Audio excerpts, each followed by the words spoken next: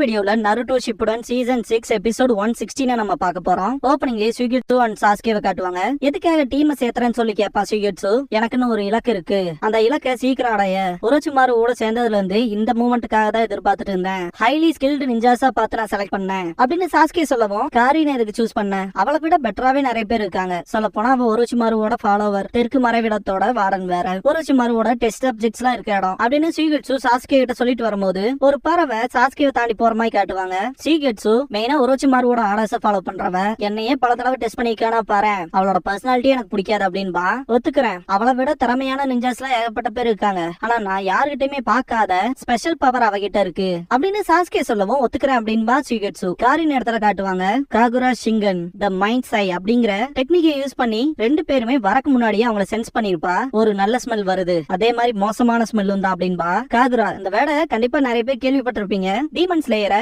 ஜாப்பனீஸ்ல பாத்துருந்தீங்கன்னா தெரிஞ்சிருக்கும். டாஞ்சிரோ பண்ணுவான் இல்லையா ஹீனோகாமிக் காகுரான்னு, அதாவது ஹீனோகாமினா காட் ஆஃப் ஃபயர்னு சொல்லுவாங்க. காகுராக்கான அர்த்தம் பாத்தீங்கன்னா டான்ஸ் தான். ஜாப்பனீஸ்ல காகுரானா டான்ஸ் அர்த்தம். இதையே இப்ப சொல்றேன்னு கேட்டீங்கன்னா, காகுரான்னு பேரை கேட்டோன்னே எனக்கு அதான் ஃபர்ஸ்ட் ஞாபகத்துக்கு வந்துச்சு. அதனால ஜஸ்ட் அந்த காகுராக்கான அர்த்தத்தை சொல்லுவோமேன்னு சொல்லிட்டு இந்த விஷயங்களை சொல்லியிருக்கேன். இப்ப வீடியோக்குள்ள போலாம். சாஸ்கேவும் சுகிட்சுவும் ஹைட் அவுட் கிட்ட வந்துருவாங்க. பெருசா செக்யூரிட்டில எதுவுமே இருக்காது, ஒரு வேலிங் கூட போடாம வச்சிருக்காங்க அப்படின்பா சுகிட்சு. அவ இந்த இடத்த ஃபுல் கண்ட்ரோல்ல வச்சிருக்கா, அவளுக்கு எதுவுமே தேவைப்படாது அப்படின்பா சாஸ்கே. சுகிட்சு இருந்தாலுமே ரொம்ப அமைதியா இருக்கு. ஒரோச்சிமாரு செத்துட்ட விஷயம் இங்க வரைக்கும் தெரிஞ்சிருக்கும்னு நினைக்கிறேன் அப்படின்ட்டு சுத்தி வர பாப்பா சுகிட்சு. ஏகப்பட்ட பேத்த கொன்னு புதைச்சு வச்சிருப்பாங்க. என்ட்ரன்ஸ் கிட்ட போனதுக்கு அப்புறமா சாஸ்கே சுகிட்சுவோட எக்ஸிகியூஷன்ஸ் பிளேட பாப்பா. உங்ககிட்டயே கத்தி இருக்கல அப்புறம் ஏன் அப்படின்பா சுகிட்சு. இந்த வேலைக்கு உன்னோட தான் கரெக்டா இருக்கும் அப்படின்னு சொல்லவும், கேட்ட ஓபன் சாசமே அப்படின்ட்டு 4-3 விட்டுவா சுகிட்சு. கைதிகள் பேசுற விஷயத்த காட்டுவாங்க. பாக்குட்டோ ஒரோச்சிமாரு செத்த விஷயத்த பத்தி சொல்ல வரும்போது, கொஞ்ச நேரம் வாய மூடி சும்மா இருறா அப்படின்பா டெட்சுரு. டைஸ உருட்டி விட்டு வெளியே என்ன நடக்குதுன்னு பாக்குறதுக்கு ட்ரை பண்ணுவான் பாக்குட்டோ. அப்ப சாஸ்கேவும் சுகிட்சுவையும் போறத பாத்துட்டு, அது சாஸ்கே உச்சிகா அப்படின்னு சொல்லவும் எல்லாருமே வந்து எட்டி பாப்பாங்க. இவன் எதுக்காக எங்க இருக்கா, ரொம்ப நாளுக்கு முன்னாடி ஒரோச்சிமாரு கூட பார்த்தது அப்படின்னு பானுங்க. பாக்குட்டோ ஒரோச்சிமாரு ஏன் வரல, சாஸ்கே புதுசா ஒருத்தன் கூட்டிட்டு வந்திருக்கா, அந்த வதந்தி நிஜம்தான், ஒரோச்சிமாரு செத்துட்டான் அப்படின்பா. ஆப்போசிட்ல இருக்கவன் கண்டிப்பா சாஸ்கே தான் ஒரோச்சிமாரு கொண்டிருக்கணும், நம்மள ஃப்ரீ பண்றதுக்கு வந்திருப்பான் போல அப்படின்பா. டெட்சுரு இதெல்லாம் நம்பரே என்ன, ஒரோச்சிமாருவுக்கும் மரணம்னு ஒண்ணு இருக்கான்னு சொல்லி கேப்பா. சாஸ்கே சுகிட்சு நடந்து போகும்போது காரின் குறுக்க வந்து நின்னுட்டு, எனக்கு தெரியும் நீதான் சாஸ்கே அப்படின்னு சொல்லி கேப்பா.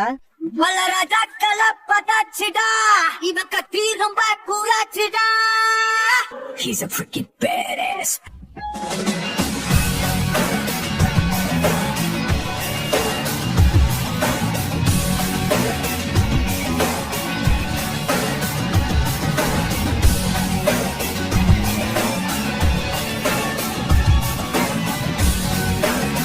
ஓப்பனிங் சாங் முடிஞ்சதுக்கு அப்புறமா கார்டியன் ஆஃப் த அயன்வால் அப்படிங்கிற இந்த எபிசோடோட டைட்டில் போட்டு ஸ்டார்ட் பண்றாங்க.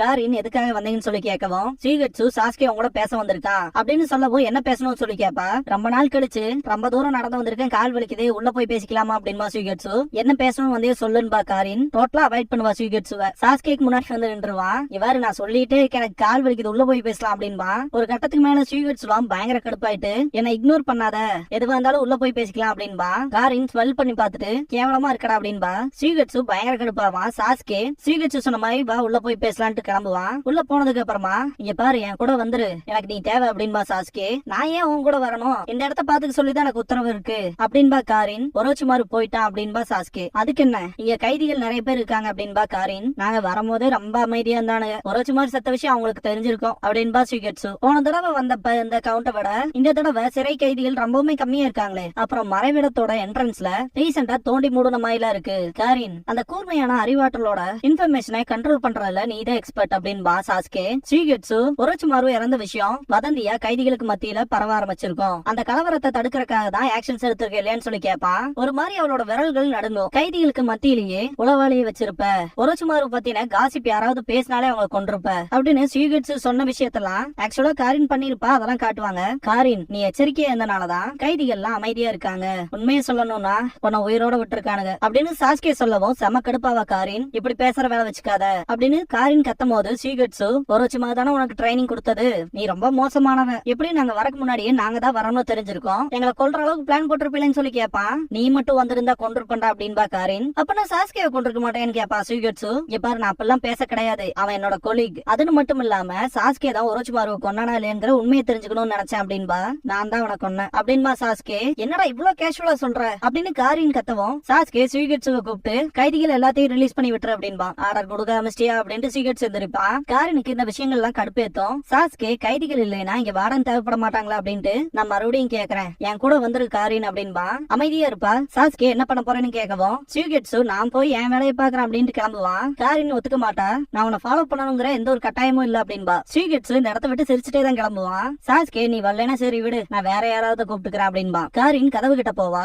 சாஸ்கேவோட முகமே மாறும். சுயிகெட்ஸு கைதிகள் கிட்ட போகும்போது அப்ப கேள்விப்பட்ட வதந்திகள்ல உண்மைதானான்னு சொல்லி கேட்பாங்க. ஆமான்பா. சுயிகெட்ஸு பாக்கட்டோ அடுத்து என்ன பண்ண போறீங்கன்னு கேட்பா. அடுத்து நான் உங்களை ரிலீஸ் பண்ணி விட போறேன் அப்படின்னு சுயிகெட்ஸு சொல்லவும் ஒரு மாதிரி எல்லாருமே திகச்சு போய் நிப்பாங்க. நிஜமாதானான்னு கேட்கும் போது சொல்ல போனா நானும் இப்படிதான் உங்களை மாதிரி கைதியா தான் இருந்தேன். இப்ப நான் சுதந்திரமா இல்லையா? இந்த கதவை திறந்து உங்களை நான் சுதந்திரமாக்குவேன். ஆனா அதுக்கு முன்னாடி ஒரே ஒரு ஃபேவர் இருக்குன்னு சொல்லி கேட்பா சுயிகெட்ஸு. என்ன ஃபேவர் வேணான்னு கேட்டுக்க அப்படின்பாங்க. ஒரோச்சிமாருவை கொன்னு நமக்கு ஃப்ரீடம் கொடுத்தது சாஸ்கே. வெளியே போனதுக்கு அப்புறமா எல்லாருக்கும் இதை தெரியப்படுத்துங்க. இந்த உலகத்துக்கான அமைதியை நிலநாட்ட ஒருத்தன் வந்துட்டான்னு சொல்லுங்கன்ட்டு சுயிகெட்ஸு அங்க இருக்க கதவை ஓபன் பண்ணுவான். காரின் அந்த கதவை போட்டுவா. அவ நிக்கிற விதமே வினோதமா இருக்கும். நான் வரேன் அப்படின்பா. நீ கூப்பிடுற இடத்துக்குள்ள நான் வருவேன் அப்படின்ட்டு பக்கத்துல போய் உட்காருவா கண்ணாடி எல்லாம் கழட்டிட்டு. If you need me and if you want me to, then I'll go ahead and follow you. இவ்ளோ சடனா எதுவும் மனசு மாத்துச்சுன்னு சொல்லி கேப்பா சாஸ்கே. வளைஞ்சுக்கிட்டே பேசுவா. இங்க இருக்க பெருசா எனக்கு பிடிக்கல அப்படிங்கிற மாதிரி சொல்லுவா காரின். சுயிகெட்ஸு வந்து கதவை நீக்கி பாத்துட்டு இது உள்ள இருந்து லாக் பண்ணிருக்காங்க அப்படின்ட்டு காரின் மேல கடுப்பாவான். சாஸ்கே அது சுயிகெட்ஸுன்னு சொல்லவும் அவனை விட்டு தள்ளு சாஸ்கே அப்படின்ட்டு பக்கத்தால போவா. ரொம்ப பக்கத்தால வராத காரின் அப்படின்பா சாஸ்கே. அதுல என்ன பிரச்சனை, நீ நடந்தானே இருக்கோம் அப்படின்ட்டு சுயிகெட்ஸு நம்ம டீம்ல வேணாம் அப்படின்பா. உன்னோட தந்திரமும் எச்சரிக்கை உணர்வும் தான் எனக்கு வேணும். அதை விட உன்னோட ஸ்பெஷல் பவரான சக்கராவை சென்ஸ் பண்ற விஷயம் தான் எனக்கு தேவைப்படுது. எப்ப உன்னை முதல் தடவை பார்த்தனோ அப்ப எனக்கு யூஸ் ஆவின்னு தெரியும் அப்படின்பா சாஸ்கே. ஆமா அந்த டைம்ல தானே அப்படின்பா காரின். இதுக்கு முன்னாடியே காரின் சாஸ்கேவை மீட் பண்ணிருப்பா. ஒரோச்சிமாரு உனக்கு ஹெல்ப் பண்ண தாட்டி விட்டாரு அப்படின்பா. 2 மணி நேரத்துக்கு முன்னாடி 118 டெஸ்ட் சப்ஜெக்ட்ஸ் மறைவிடத்தை விட்டு எஸ்கேப் ஆயிட்டானுங்க. சொல்ல போனா இன்னும் இந்த காட்டுக்குள்ளதான் இருப்பானுங்க அப்படின்னு சாஸ்கே சொல்லவும் புரிஞ்சிருச்சு அவனுல உயிரோடவோ இல்ல பணமாவோ பிடிக்கணும் அப்படின்பா. அதேதான் அப்படின்பா சாஸ்கே. அப்ப நான் என்ன ஆரம்பிக்கலாமா அப்படின்ட்டு காரின் சென்ஸ் பண்ண ஆரம்பிச்சிருவா. சொல்ல போனா சென்ஸ் பண்ணியே எல்லாத்தையுமே கண்டுபிடிச்சிருவா. உங்க எல்லாத்துக்குமே தெரியும் அதிக டிஸ்டன்ஸ் எஸ்கேப் ஆன எனிமியை கண்டுபிடிக்கிறதுக்கு லீஃபை பொறுத்த வரைக்கும் பியாக்குகான யூஸ் பண்ணுவாங்க.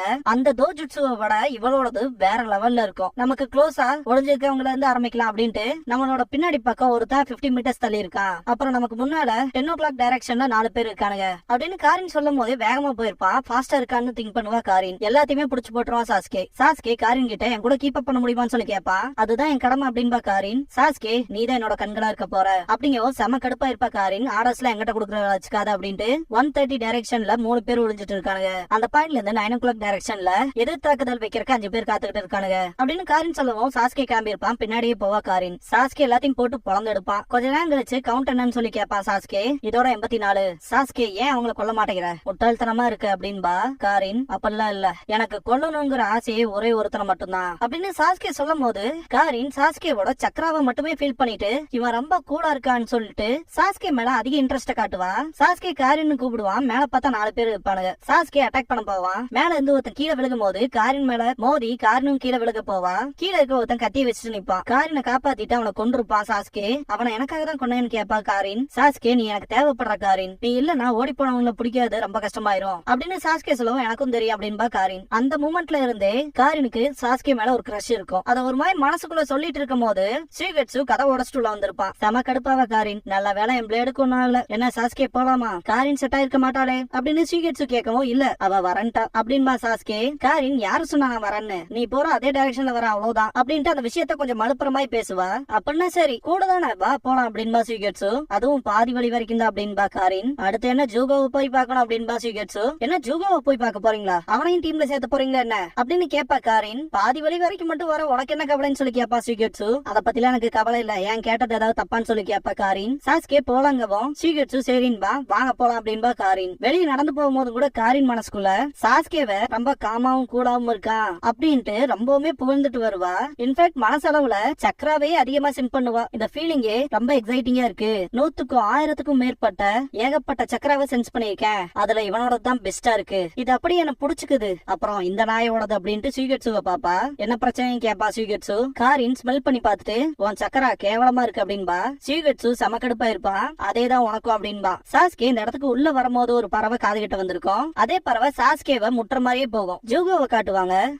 பெண்கள் தான் நல்லா இருப்பாங்க, இல்ல ஆண்கள் தான் நல்லா இருப்பாங்க அப்படின்ட்டு ஆண்கள் தான் நல்லா இருப்பாங்க பெண்கள் தான் நல்லா இருப்பாங்கன்ட்டு இருப்பான் ஜூகோ.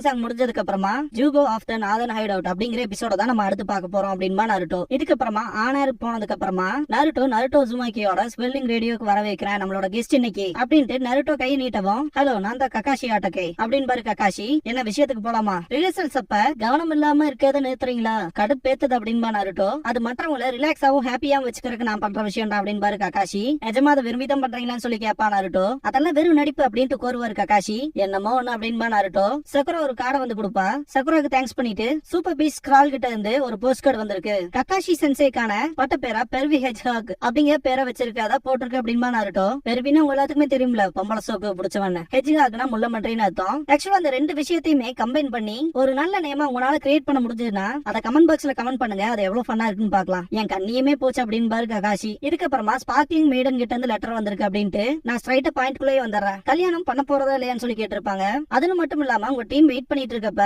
எப்ப பார்த்தாலும் லேட்டா வரீங்க, அது மோசமா இருக்கு அப்படின்னு போட்டிருக்கோம். கடைசியா மற்றவங்க முன்னாடி அந்த மோசமான புக் எல்லாம் படிக்காதீங்க, அது செக்ஷுவலா ஹராஸ் பண்ற மாதிரி இருக்கு அப்படின்னு போட்டிருக்கோம். மண்ட மேல சின்னதா ஷூரிக்கன் குடாயின்னு வந்து விழுகும். அந்த புக் விஷயத்துலதான் மனுஷன் ரொம்பவுமே கஷ்டப்பட்டு இருப்பாரு. ஒரு பெரிய அண்டாவே வந்து விழுகும். கீழே விழுந்து அழுக ஆரம்பிச்சிருவாரு மனுஷன். கக்காஷி சென்சே என்ன பிரச்சனை, திரும்ப வருவீங்க தானே சொல்லி கேப்பா நருட்டோ. ஜென்மத்துக்கும் வரமாட்டேன்டா அப்படின்னு பாரு.